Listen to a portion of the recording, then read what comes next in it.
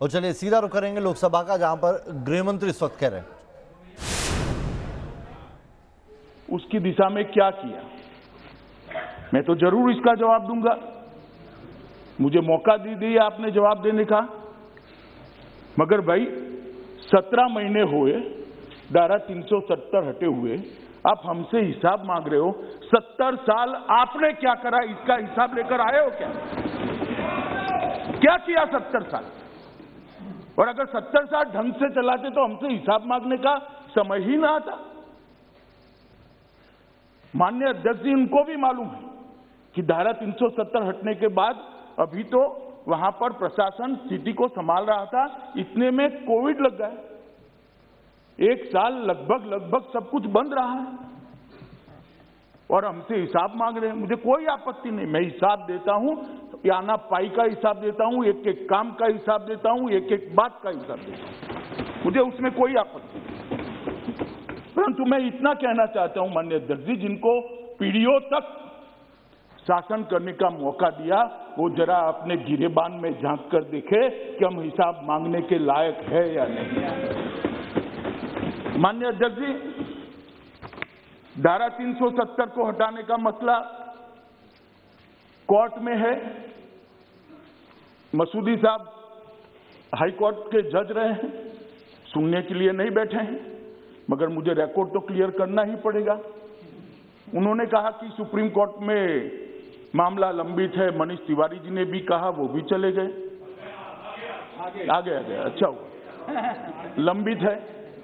माननीय अध्यक्ष जी, उनको कोर्ट का प्रोसीजर मालूम है और ये मामला कोर्ट में लंबी बहस हुआ और बाद में 5 जजों की बेंच को सुपुर्द किया गया है। अगर इतनी अनकॉन्स्टिट्यूशनलिटी इसमें दिखाई पड़ती है तो सर्वोच्च अदालत को पूरा अधिकार था कानून पर रोक लगाने का, और वो रोक लगा दी थी। परंतु यहां पर कोई स्टे नहीं है। सर्वोच्च अदालत ने यह नहीं कहा है कि इस कानून का अमल नहीं हो सकता। उन्होंने उसको विचाराधीन रखा है। जब सर्वोच्च अदालत पूछेगी तब हम जरूर जाएंगे, जवाब देंगे और सर्वोच्च अदालत निर्णय करेगी। मगर कहीं पर भी एक कानूनी स्थिति नहीं है कि इसका अमल नहीं हो सकता। इसके कारण जम्मू और कश्मीर का पूरा विकास को हम रोक कर बैठ जाएं, वहां पर डेवलपमेंट के कामों को हम रोक कर बैठ जाएं। और मुझे कह रहे हैं माननीय सदस्य श्री तिवारी जी कि हम जाए और सुप्रीम कोर्ट को अर्जी दे कि इसको जल्दी सुनवाई करूं।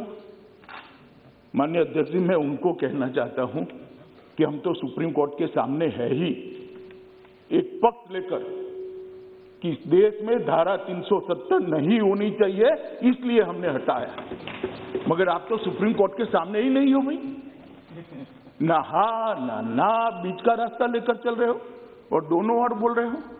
ये तो आप भी कर सकते थे सुप्रीम कोर्ट में जाकर कि भाई जल्दी सुनवाई करो। ये भी आपको मालूम है कि सुप्रीम कोर्ट आजकल वर्चुअल सुनवाई करता है और जिसमें 70, 80, 100 वकील, एडवोकेट्स खड़े होंगे, पार्टियां इतनी होगी, इसकी वर्चुअल सुनवाई संभव नहीं है।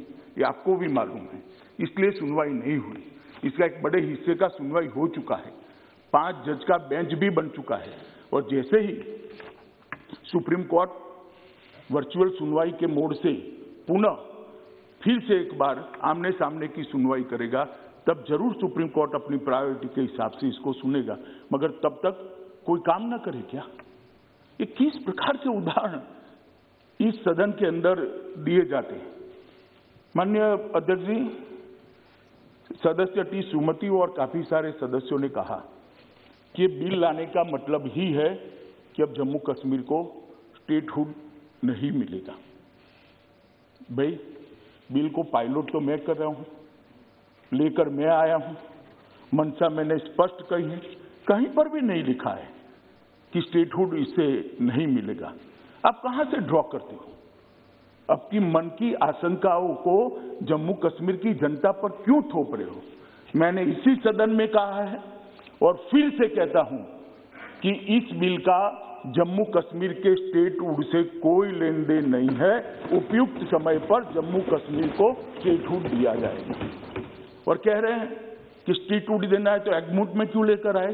जरा एग्मूट कैडर को ही समझ लेते। क्या अरुणाचल राज्य नहीं है?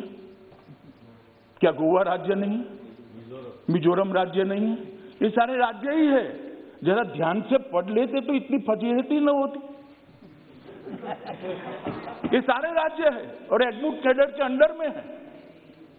जहां पर विशेष प्रकार की भौगोलिक परिस्थिति होती है, एडमिनिस्ट्रेटिव परिस्थिति होती है, वहां पर अफसर भेजने पड़ते हैं और वो राज्य के विकास के लिए जाते हैं।